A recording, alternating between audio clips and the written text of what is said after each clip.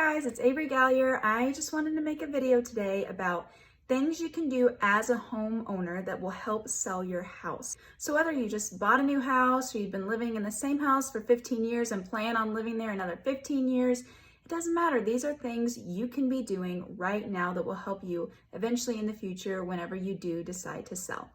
So I've read a lot about what other people have to say, and I've also taken some of my personal experience as a realtor, and everything I read, it's funny because what I've experienced backs up what I read, and I can definitely agree from what I've seen.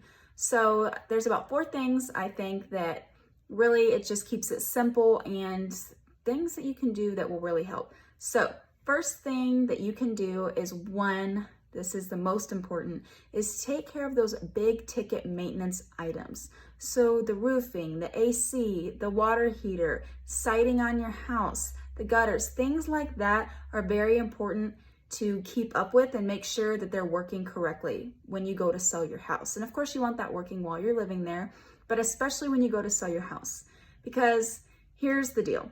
If a buyer walks in and let's just say your house is completely renovated, but they figure out there's a leak in the roof, the gutters need to be replaced, the siding needs to be replaced, the AC and the water heater are super old and not working correctly. If they figure out all those things or some of those things, they're going to be a lot less likely to want to buy the house. Now, if your house is less renovated, but all those things are good, you could see how they will see potential and be more willing to put an offer in and maybe buy because they see the potential, and they'd be more willing to do things like spice it up and renovate it rather than have to fix these really big cosmetic maintenance items.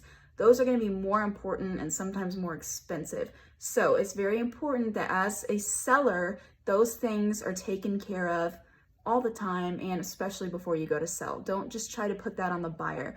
I know in today's market, we say it's a seller's market, and a lot of times we put right now that we'll list it as is, or the seller will say you have to buy it as is, but that's still, I'm telling you, the houses I've shown during this time, the open houses I've done, people will ask, how's the roof? How's the water heater? How's the AC? And if there's an issue, that's a huge, huge turnoff, and it really discourages them. So in any market, those things you're going to want to make sure are taken care of. Now, secondly, if you are like, hey, I want to do a project, I want to renovate something, I would say what I read and actually what I've seen is that the 2 rooms that you're going to get the biggest rate of return on are the kitchen and the bathroom. When doing open houses, when showing homes, it's really the buyers that are looking will spend the most time looking at the kitchen and the bathroom. It's like they'll look through the bedrooms and be like, oh, you know, that's a good size, that's too small. But when they get to the kitchen, they'll be like, oh, wow, these cabinets, this island, this countertop, you know, these appliances, they're really looking at those things.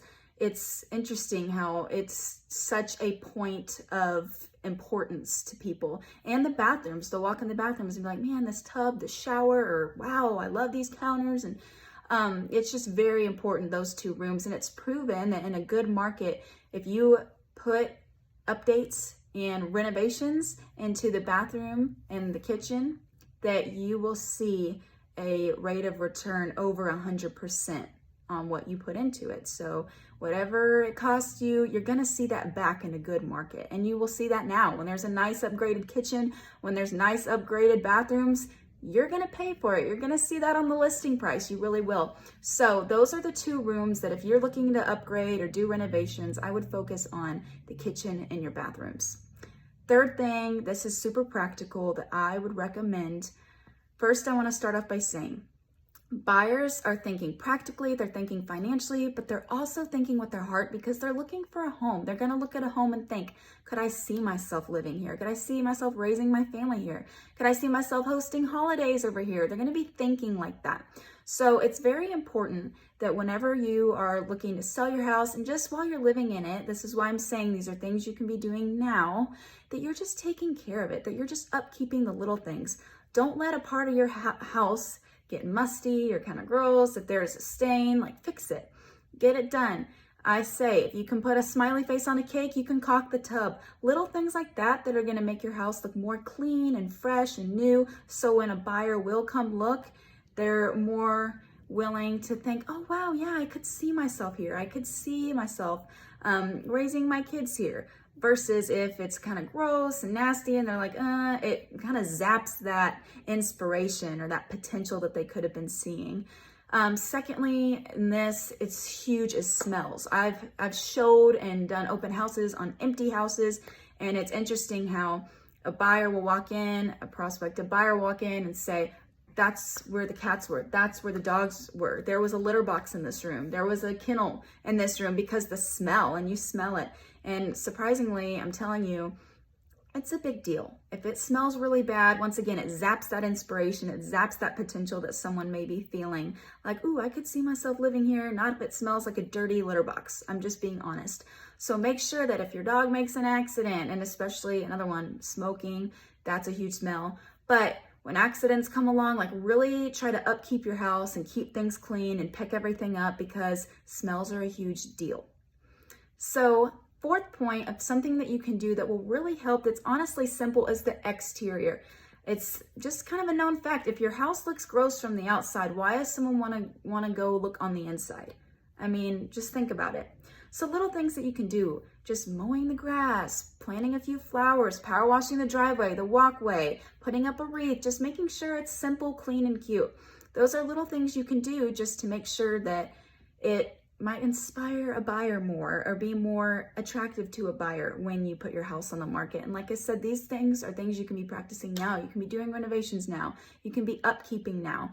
These are all things just to keep in mind when you go to sell your house that will help you. So I hope this informed you. So in recap, take care of those big ticket maintenance items. If you want to renovate, I would encourage renovating your kitchen or a bathroom, especially master bathroom. Third thing, take care of those smells, stains, keep things looking fresh and clean. Upkeep the inside. And fourth, upkeep the outside. Make sure it looks pretty on the outside. That way people will be motivated to go look on the inside.